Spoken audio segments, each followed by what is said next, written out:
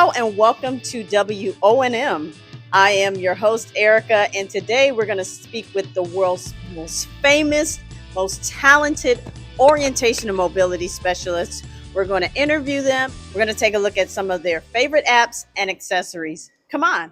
So here we are on location with two of the world's best orientation and mobility specialists. I'm going to let them introduce themselves and tell how many years they've been an O&M. Hi, I'm Al, and I don't remember. 28 years, maybe? And I'm Sarah, and I've been an O&M for a decade now. So we have a few questions we'd like to ask whoever wants to answer.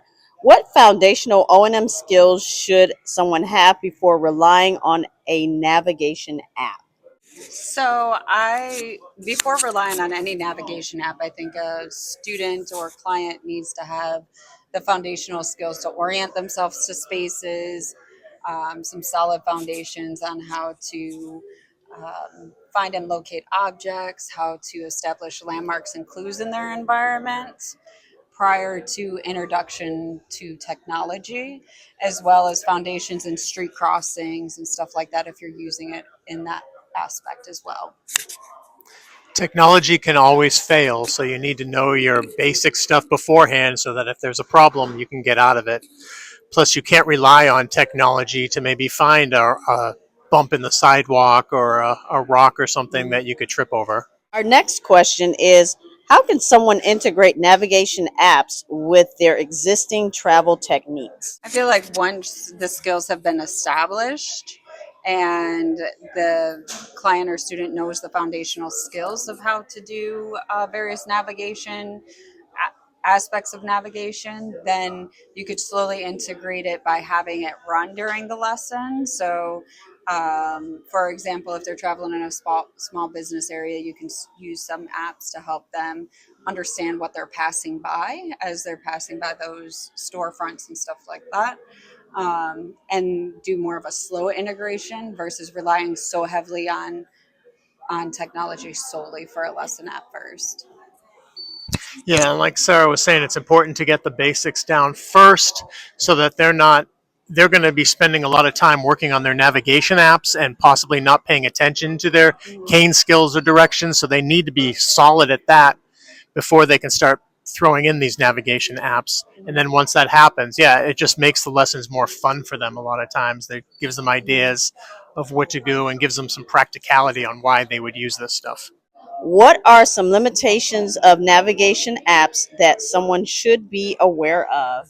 So I feel like we could use the example of like ChatGPT or navigation apps like that.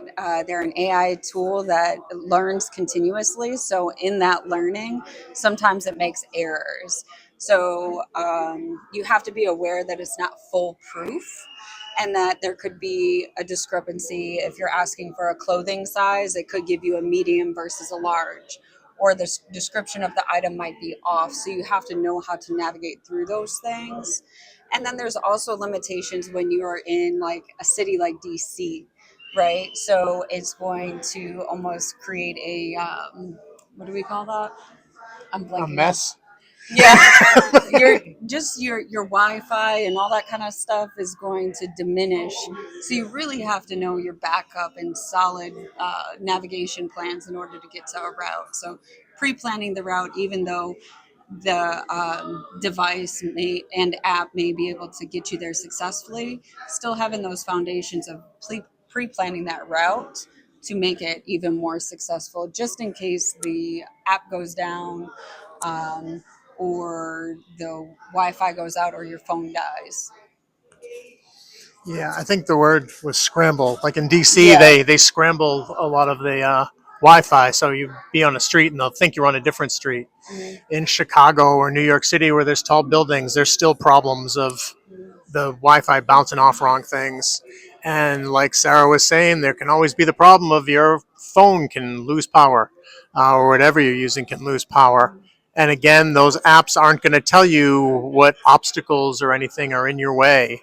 And they may tell you the route without realizing that there's construction going on there or something like that, and you don't know what to do at that point. So again, it's always good to go old school whenever you can to make sure you know how to do that. Which features in navigation apps are most useful for visually impaired travelers? I feel like Seeing AI is going to be one of the like overarching ones that helps in a multitude of facets. Like one of their features is reading barcodes, and that's super helpful. If you find an item but you're unsure, you could always scan that barcode and it'll give you a description, as well as their short text feature. If you hold the camera over some short text, then it'll read out the short text to you. So that has a lot of different facets to it that really help a student or client when they're in need to obtain information from the world around them. And then when you talk about like outdoor travel, if your client does need a lot of information when they're navigating, Voice Vista is a great app to use because it does tell you about features in your environment when you're close to that destination, the streets that are coming ahead, and just different things that you need to watch out for.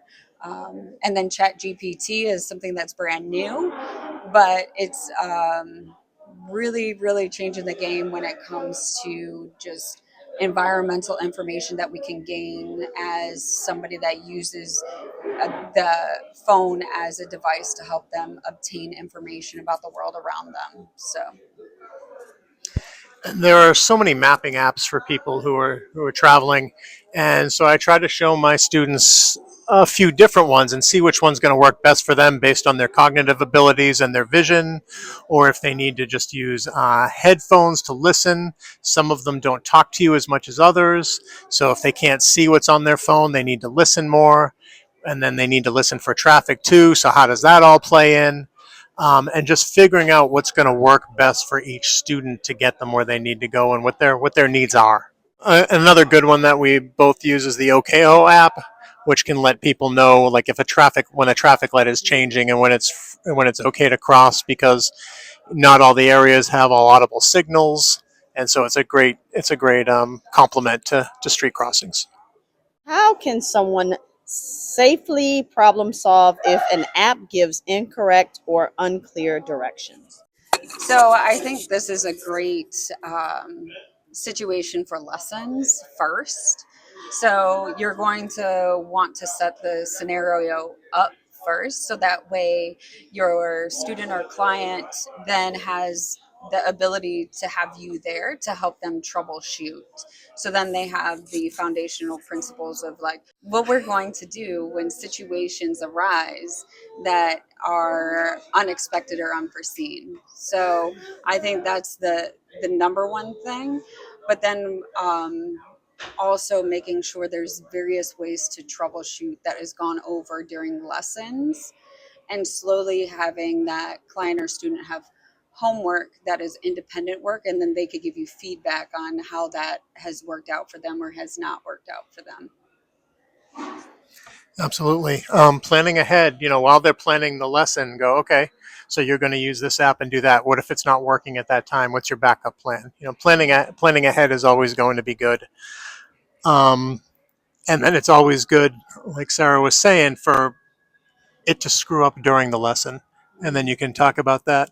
We do that even a lot. That happens a lot with us, even with the audible traffic signals. So many of my students, after we learn how to cross the street using traffic, they start to rely on the audible traffic signal, and then we get to one that doesn't have one, and they always ask, oh, when do I cross again? So you want to make sure you can do that with the mapping apps as well. Hey, Meta, please describe this intersection for me. This appears to be a commercial intersection with a few buildings, including a large retail store with a sign reading "At Home." There is a street with a sidewalk and a crosswalk, and a few cars are parked in the area. The sky is clear and sunny.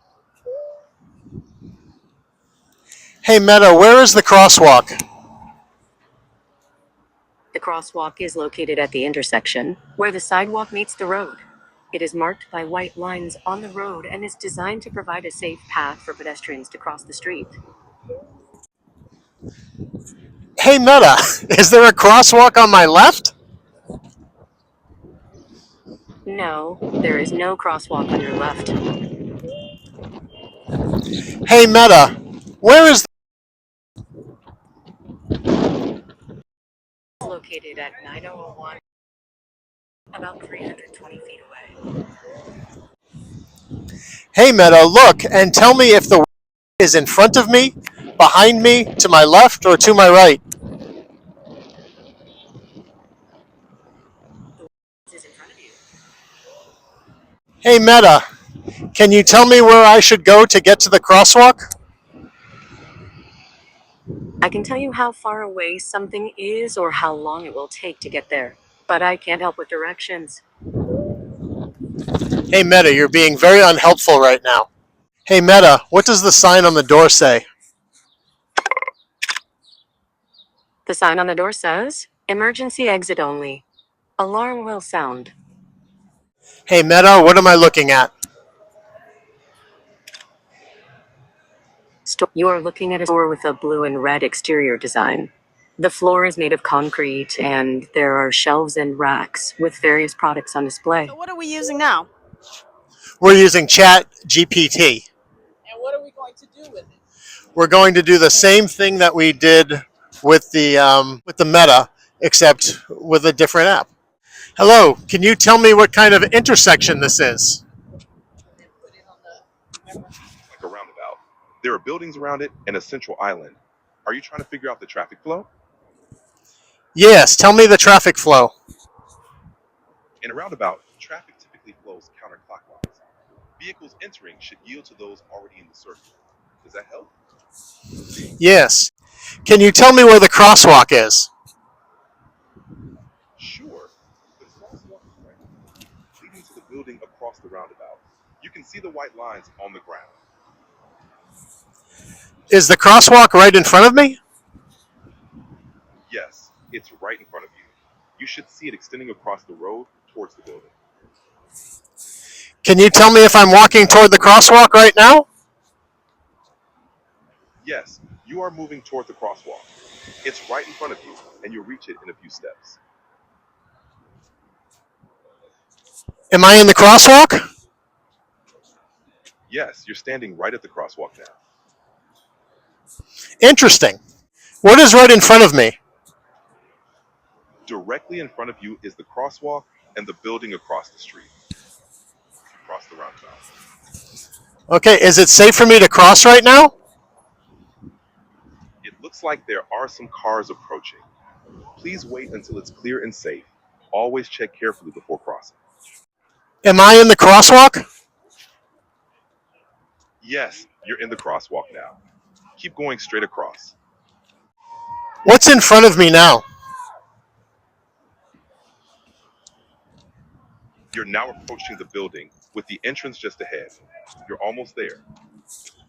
What does the sign on the door say? The door you are facing might be an emergency exit. Look for another entrance nearby. Where are the doors? The doors are just to your left. You should see the entrance right there. Okay, so now we are done with our trial of the Meta glasses as well as ChatGPT live. So I want to get some feedback on your thoughts. Both of them had a lot of issues. They were helpful in some areas and very unhelpful and almost dangerous in others. The Meta was able to tell me some signs and things like that, but it really couldn't tell me on the roundabout where I should cross or even where the crosswalk was. And it couldn't really tell me where doors were. It would tell me in front of me and it was a window.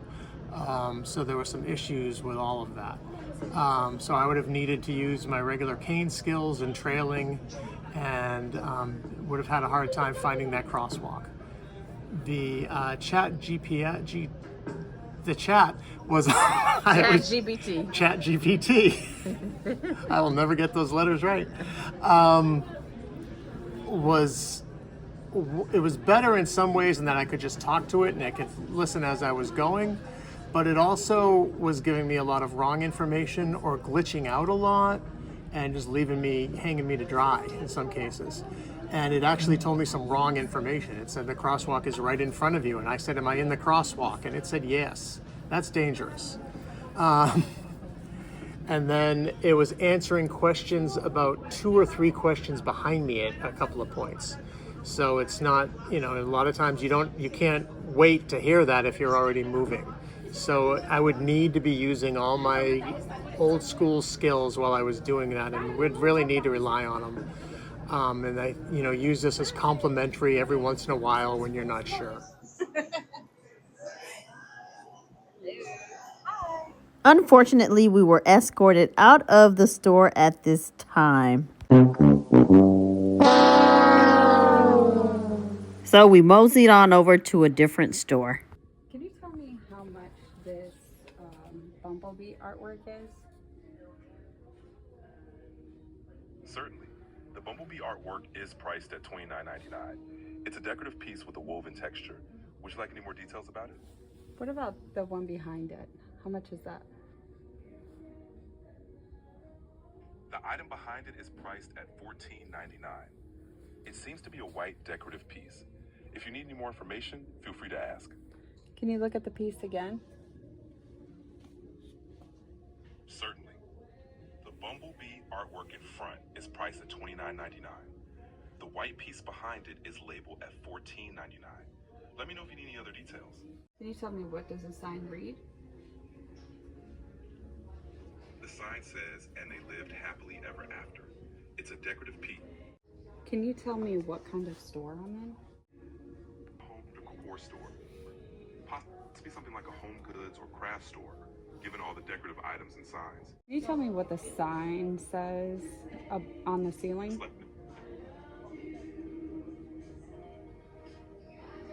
What does the sign say about the ceiling?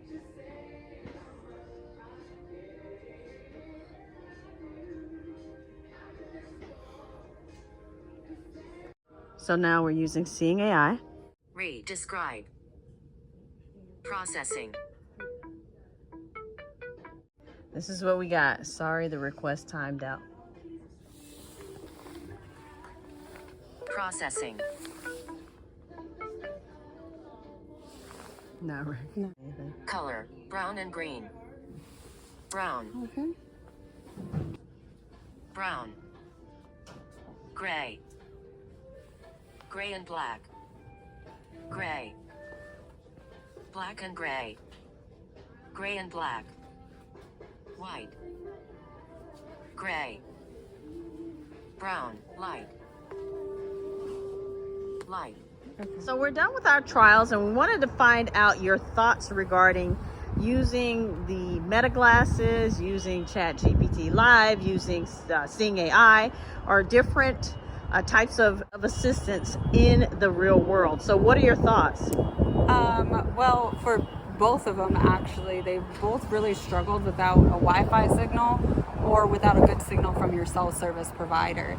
So with that, you just have to be very mindful of using that specific technology, because it won't give you any information. It was coming up with a lot of errors and stuff like that. Now, if the store has its own Wi-Fi, sometimes you can get away with using their Wi-Fi because it will be a strong enough signal, but that's not very reliant because sometimes their signal is bombarded with other people using it. So I would say there's a lot of caveats to using it inside, but I think once it's like developed more, then I feel like we would be able to use it indoors more. But for right now, I think it really struggles without having a strong Wi-Fi signal or anything like that. Now, I have the benefit of using these apps with somebody who does have a very strong signal, and it has worked and helped them navigate and help them find items in the store and stuff like that. It's just today was a off kind of day where the signals weren't very strong today. So again, like we've said before, relying on those foundation skills. So even if you come to a store, while technology may make it easier, it's still really beneficial to have those foundational skills to still be successful in your store travels. So what I think it's interesting, although I don't look it, I'm a lot older than Sarah, and And I had a tougher time with it. And I think if you have older adult clients, it's going to be a little bit harder. And if you have young kids who just use their phone all the time, they may take to it a lot more quickly. And the problem with that is they may rely on it solely. And it's important, I can't stress enough, that you've got to know your other skills first. Or just take them to a place like this store where where the Wi-Fi isn't any good, so they can see, hey, it's not going to work all the time. Yeah, and I would say same exact things as well. It's great when Wi-Fi and your network is working.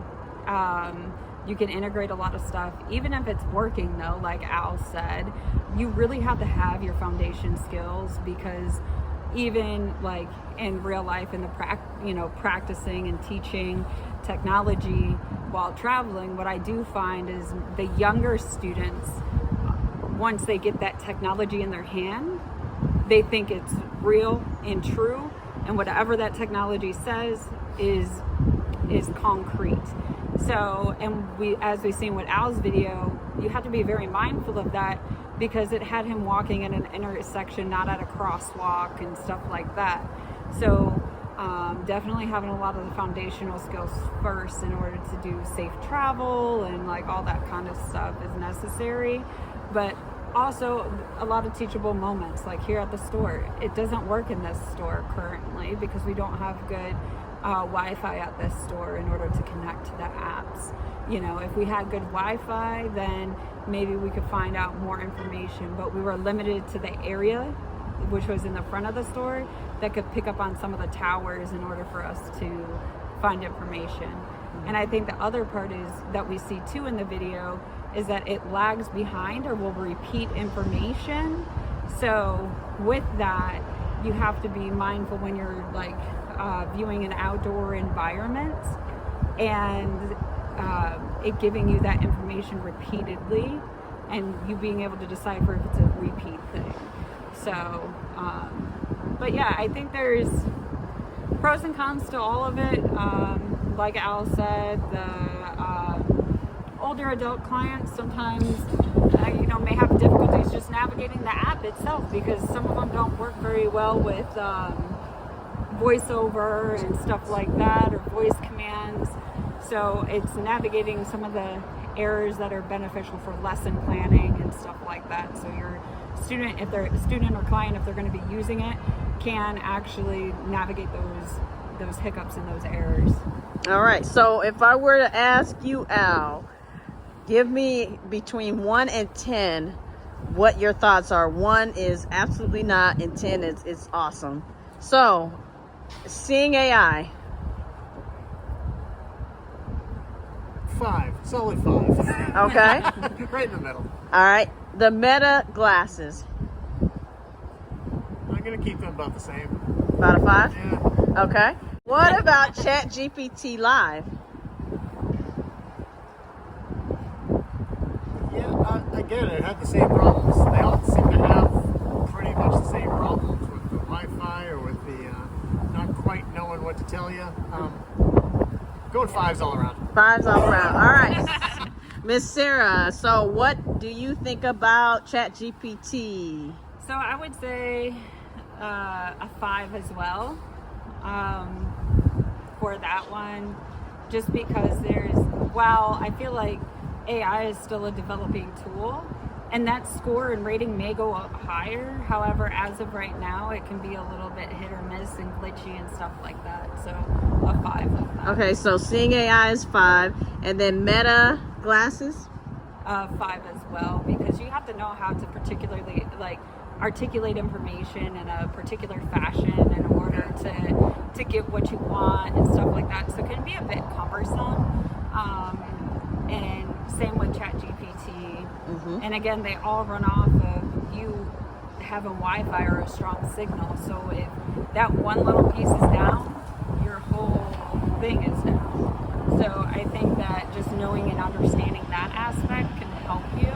But also, like I said, again, these scorings and ratings can vary because in the future, AI is something that continues to develop. So the more people actually use it, like the ChatGPT and Meta. Seeing AI, ChatGPT, and Meta, they all run off of AI. And with AI, you have to continually use it and use it for it to work out the kinks. And so I would say within the upcoming couple of years, I think we're going to see a transformation on how much this technology is actually going to help clients. So yeah, I look forward to where it's going to go and what we may have in the future with this. Hopefully I'll be dead by then. Oh, Jesus. Thank you so much. So that was it. I really enjoyed this outing today with Al and Sarah. Very knowledgeable. They gave me some really great insight on the use of AI and voice assistants in the community. Thank you so much for tuning in to WONM. I'll see you in the next broadcast. So what are you using now? Chat GPS. I'm using Chat GPS. GPT. I'm using Chat VT. ChatGPT. ChatGPT. That would be a nice name. Ask me again. So what are we using now? We're using Chat GCP. For real.